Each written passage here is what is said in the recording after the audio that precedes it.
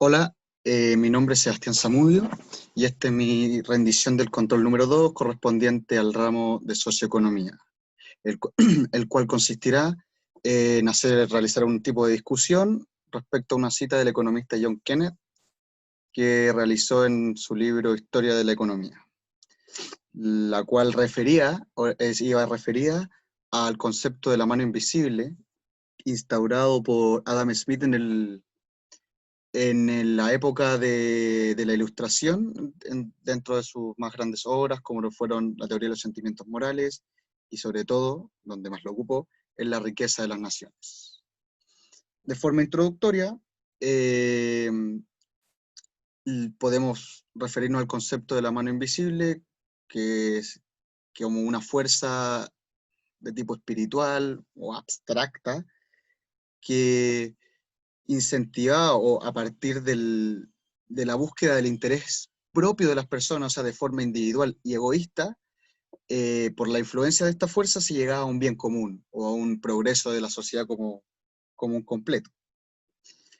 Lo que hace, lo que hace John Kenneth es afirmar que este concepto no es más que una figura retórica o una utilización de una metáfora para poder plantear su idea respecto a la economía y al comportamiento de la sociedad en sí por parte de Adam Smith,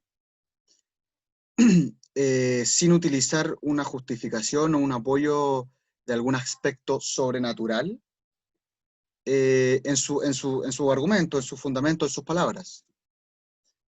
Eh, ya derechamente a lo que es la discusión por parte de mi opinión, me parece que está en cierto aspecto equivocado en forma errónea, porque no utiliza quizás un apoyo, sino que el fundamento básico de todo lo que plantea Adam Smith es algo sobrenatural, en específico la religión de la época calvinista cristiana, en base a la creencia en Dios, o sea, completamente sobrenatural, fuera del universo visible o conocido por nosotros los humanos, los seres humanos. El tema es que en su libro, sobre todo en La riqueza de las naciones, no necesita estar reiterando con todo el rato eh, que su argumento primordial o básico es la religión o la providencia de Dios, porque en la época, para la sociedad, todo lo que existía y de cómo funcionaba era en base a la providencia de Dios, o sea, estaba determinado por la obra de Dios. Entonces no necesitaba estar explicando. La religión iba ligada a la política, a la economía eh, y a la ciencia. Entonces no necesitaba estar reiterándolo cuando ya había hace rato sido conocido que la cosa funcionaba así, o al menos dentro de sus creencias.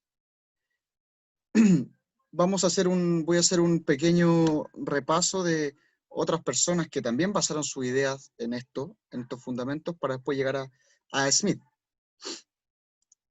El, partimos, ¿no?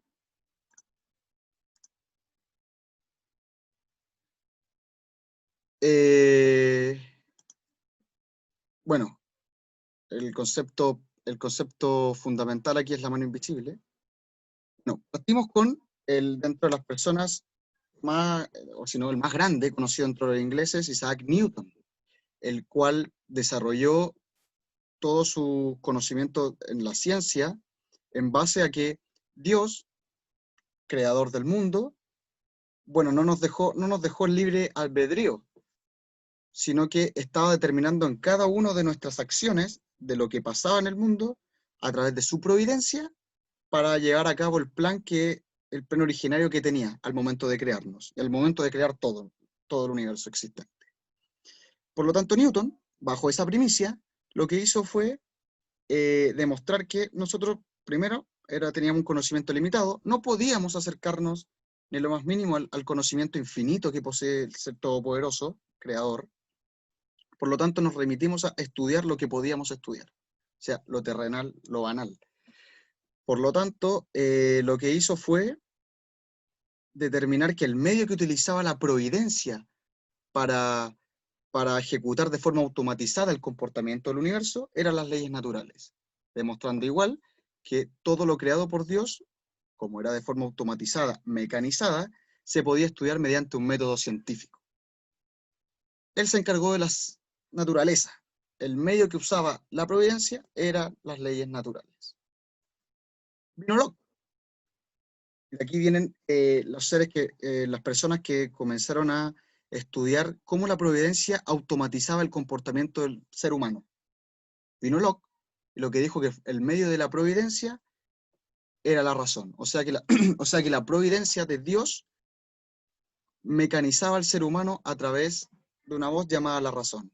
Y de ahí explayó más ideas que se fueron mediante la corriente de la política. ¿Sí? El instauramiento que necesitábamos, leyes externas que pudieran regirnos, eran todo bajo esta primicia, de que la providencia gobernaba o influenciaba, determinaba el comportamiento de los seres humanos mediante la razón. Hume dijo que el medio por el cual se influenciaba o la providencia hacía valer el plan de Dios en los seres humanos eran las pasiones. Y por último, llegamos al humano en estudio, que es Adam Smith, que lo que dice es que el medio que ocupa la providencia en este caso son los sentimientos negativos.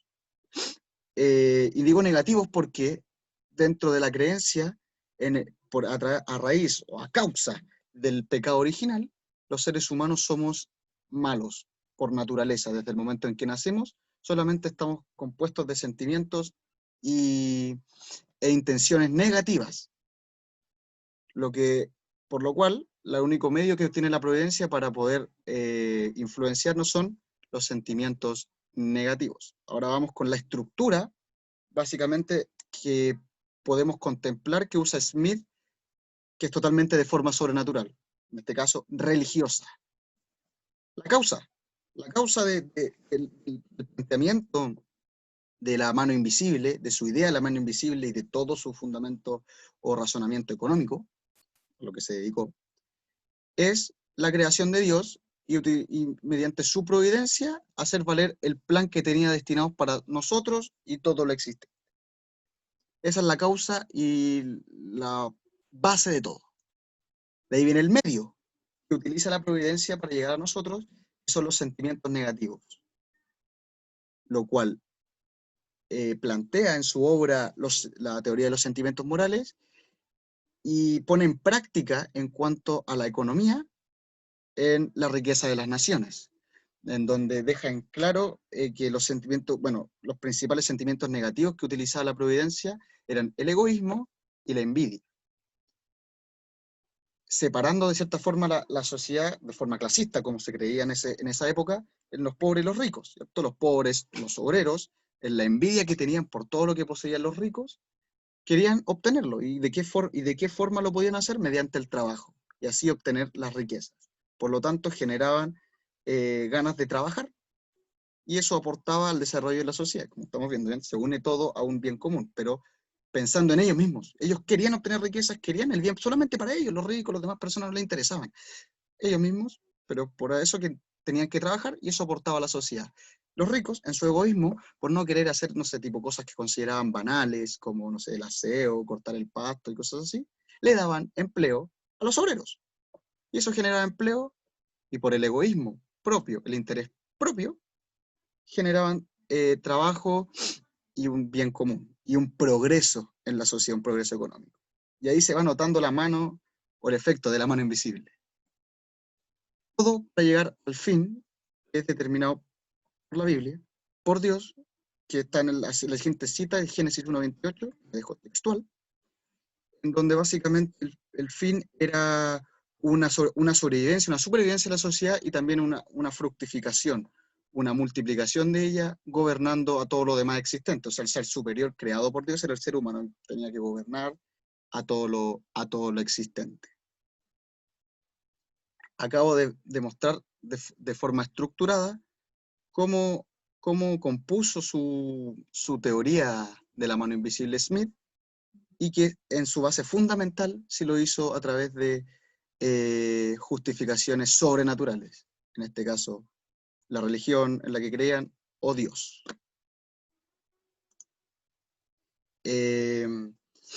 Entonces, en conclusión, mi discusión es contraria a lo que dijo el economista Kenneth, instaurando claramente de que sí, el fundamento primordial de Adam Smith para plantear tanto la mano invisible como todos los preceptos económicos bajo la primicia de que todos los seres humanos somos economistas, vivimos para maximizar nuestras propias utilidades y que gracias a eso, bajo la influencia de la mano invisible, nosotros vamos a terminar generando un progreso en la sociedad para cumplir o hacer efectivo de tal forma el plan de Dios, plan original de Dios al momento de crearnos.